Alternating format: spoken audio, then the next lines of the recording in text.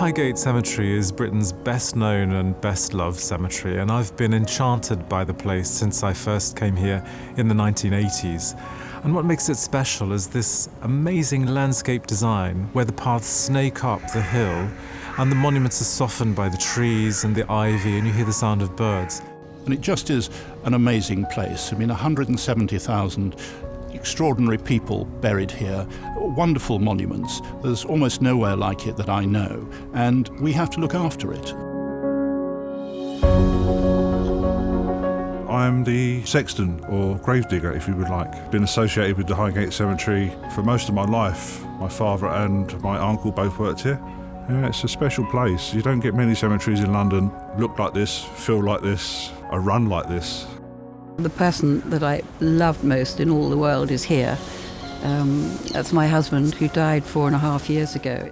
To have almost a nature reserve in the middle of busy North London, but also somewhere where so much emotion and love is vested, is pretty special, really. My real passion for the cemetery is about the landscape, and in particular the living landscape in terms of the trees and the vegetation. It has such a strong sense of history. It makes you feel really alive, but obviously reminds you of how fleeting our time is on this earth.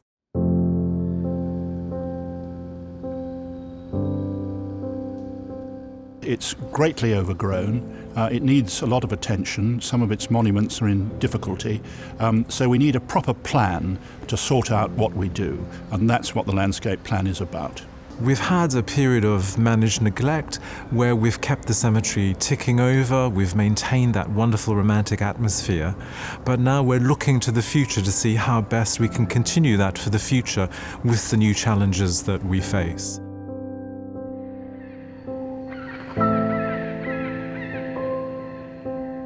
Just walking around the cemetery, you can see that one of our main challenges is the trees. We have got a lot of self-set ash seedlings in particular.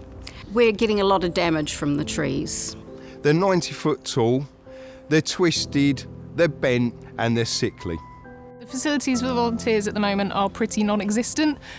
We have sort of space for them to be able to make a cup of tea, but we don't have anywhere for them to relax or to necessarily sit down and catch up with each other, so it would be nice to have that space for them. So we need new lockups for our machines. It will make our lives work-wise so much easier. If we're going to spend money on equipment, we need to keep it in the right place, and we don't have it at the moment.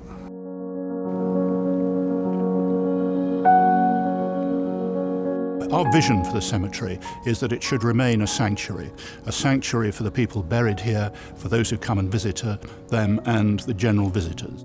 And preserving that link, the past to the present, onto the future, I think is a key part of what we have to do as the Friends of Highgate Cemetery Trust today.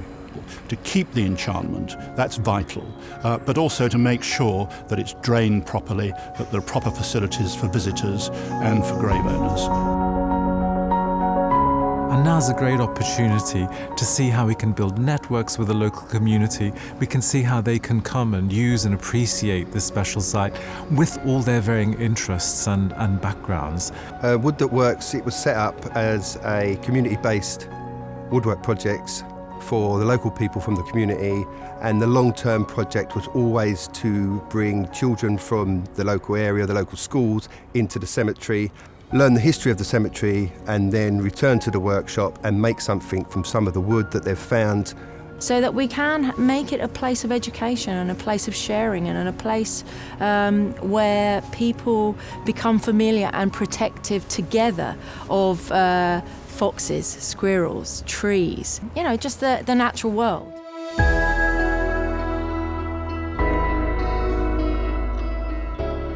We'll be choosing a greater variety of trees and planting them in the right places to restore the designed landscape quality that the founders of the cemetery had intended back in the 19th century. If we plant our trees, then the trees are planted in locations where they can live their life to their full potential. The cemetery is an important green space for this part of London. That's one of the things we want to to make sure we improve actually is the biodiversity on the site. We're looking very much to the future, and we're looking to do things gradually. The change needs to be considered, and it needs to work for many years to come. We want a manageable, sustainable landscape, but we don't want a manicured landscape.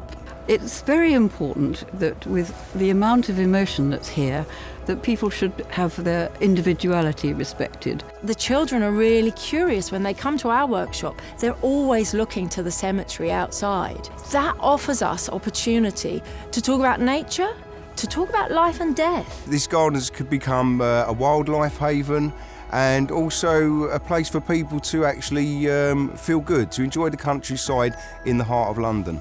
Take heed of the heritage of the site, that's why the reason it got its Grade 1 listing. But also take note of the last half century, what's happened there with the romantic decay, and marry those two together and give us a manageable landscape that has an appeal for generations to come.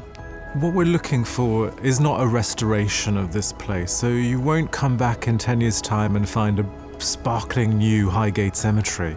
So we'll be keeping that atmosphere of decay, the rough round the edges feel, while making sure that it's sustainable for the future. Well, here we are 6 months later, and we've got a terrific result. We've held a competition to get the best people to advise us about how to look after this very sensitive site. We've had over 40 applications, and we've chosen 2.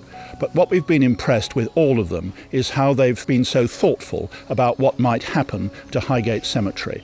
We are very grateful for that, and we're also very grateful to members of the public who submitted their comments on our website, and there will be much more public consultation to come. So now we're delighted to announce the 2 winners of the competition.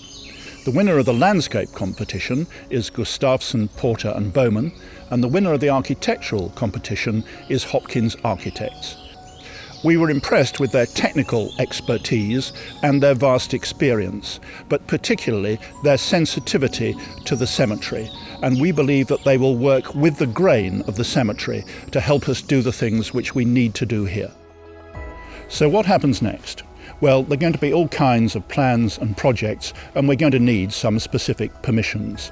But along the way, we will keep you in touch with what we're doing and what we're proposing, and there will be opportunities to comment. But it is all in order to fulfill our 3 objectives, which is to make sure that the trees and landscape, the monuments and the buildings are better looked after, that we continue as a public burial ground, and we provide better facilities for visitors.